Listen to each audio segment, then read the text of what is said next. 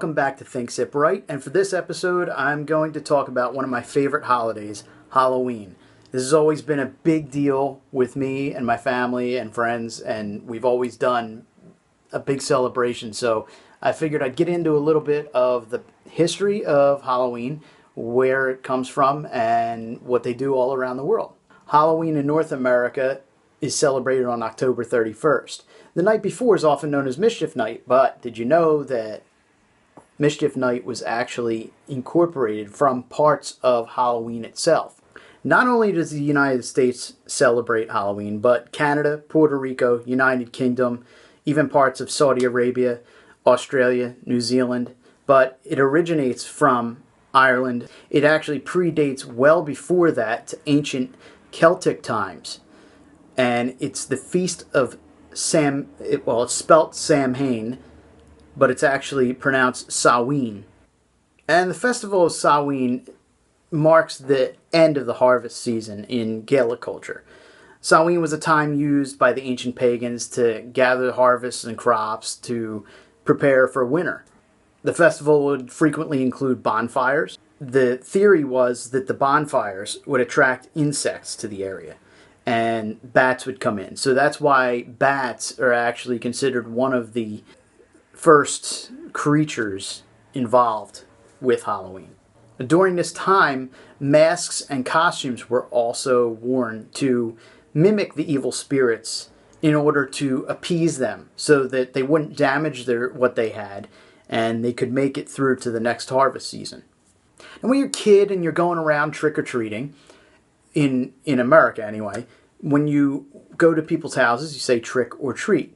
And basically this dates back to the early 1900s when kids started going. The trick part was basically a threat in a way. It was, give me something or I'm going to prank you or do something to you or your property. And that's where the Mischief Night kind of got separated, because at this point everybody knows that on Halloween night, if you're going to give out candy or whatever you're giving out, you have your porch light on, and if you don't, you have it off. But part of this is kids dressing up, even adults. I mean, I do it every year. I look forward to it every year. It's the one night where I can be something that I'm not any other night. But the dressing up aspect and begging for stuff door to door actually goes back to the Middle Ages. During that time, they would do Christmas wassailing, which is caroling and going to doors. The medieval practice that they would do was called souling. And they would go, poor people would go from door to door, basically begging. And it would be on November 1st. Then they would receive food in return for prayers for the dead. But I don't want to just talk about North America. I want to talk about the other places in the world where they celebrate. In Mexico, it's really huge. In Mexico, Latin America, and Spain, actually. The Day of the Dead. It begins on October 31st and actually goes through to November 2nd. And they basically honor the dead, their loved ones, and it's believed they return to their earthly homes on Halloween. And that's why they celebrate it then. Many families construct altars. They put flowers out. They wear costumes. Same that we do here, but they basically have a big celebration. Wash basin and towel are often left out, along with candy and photographs of their loved ones, and it's just one giant party. Part of that thing is the big feast that is there. And the deal with the feast and the wash basin is, it is believed that when the souls come back to the houses or to their homes, they can wash themselves in the basin and then partake in the feast with their living family. Much of the bread and the candies and everything that they have during this time are shaped like skulls and skeletons to honor their loved ones. And anything at the end of the night that is not consumed, or at the end of the 3 nights that is not consumed, is then burned in a fire. And it's believed that the rest of that remnants goes up in ashes with the souls who return to the afterlife. England does it a little different, and you can't really closely relate it to Halloween. They have Guy Fawkes Day, and that's celebrated on November 5th. Now, it's closely associated with Halloween, but it's not actually the same celebration. This is where the first bonfire comes from, and the reason it's called a bonfire is it was originally called a bonfire to commemorate that event. A lot of children at that time would walk from door to door with an effigy of the character, and they would basically ask for a penny for the guy. But over time, this kind of dwindled out, and it eventually died out for the most part.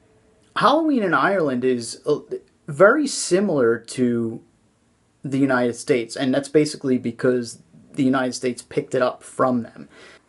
Now, one of the coolest things that I like to do at Halloween is carve pumpkins. We know them as jack-o'-lanterns, but where did that term come from? And that also dates back to Ireland, but it didn't start with pumpkins. It actually started with rutabaga and very big turnips and even beets, large beets that aren't found local to the United States, but in Europe. They would carve faces on them in honor of Stingy Jack. Stingy Jack was a man who, according to Irish myth, invited the devil to his house to have a drink with him. But he didn't want to pay for the drink, so he convinced the devil to turn himself into a coin so that Jack could use him to buy himself a drink. Now, he actually outsmarted the devil in this legend because once the devil turned himself into a coin, Stingy Jack pocketed him, and he ended up keeping him for himself. And this prevented the devil from turning back into his true form. Jack eventually freed the devil, and it was under this condition that he would not bother him for a full year. Part of the stipulation was that if he did die, that the devil would not claim his soul. So basically he blackmailed the devil into allowing him to pass on to a better part of the afterlife. But it doesn't end there. The next year, Stingy Jack meets the devil again, and this time he convinces the devil to climb up a tree. And he basically carves this glyph into the tree so that the devil can't get down. And he blackmails the devil again and convinces him that if he doesn't bother him for 10 years, then he'll let him down. All of this backfired on Stingy Jack, who, when he finally died, God would not allow him into heaven because he would not allow such a person who would do that to anybody, regardless of whether it was the devil, into heaven. The problem is, because of the deal that the devil made with Jack, he would not allow Jack's soul into hell. So basically, this soul of Jack walked around aimlessly on earth, only lighting his way at night with a candle inside of a turnip. And he's supposedly been roaming the earth ever since. And that's where this ghostly figure became the Jack of the Lantern. In Ireland and Scotland, people began making their own versions of the jack-o'-lantern, and it originally started with faces, but then it evolved, and you see all kinds of crazy things now. People doing some amazing pumpkin carving. So a traditional jack-o'-lantern now is the pumpkin. So that's about all I have for you on the history of Halloween. I'll put up a little slideshow like I normally do, and I wanted you to know that I've been doing, every day I've been putting a post up on my Instagram through all social media, and I've been hashtagging Script Halloween. Script, if you don't know, if you haven't been following me, Script Publishing is my publishing company. And if you put up a post and it's anything topic related to that date, and I'll put that up in the slideshow too, what's up on the date.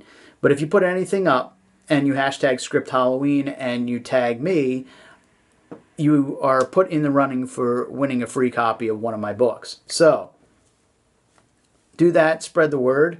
I hope you enjoy Halloween. Send your best costumes. And since I just carved my pumpkin, I'm going to go eating my seeds. And cheers. Till next time.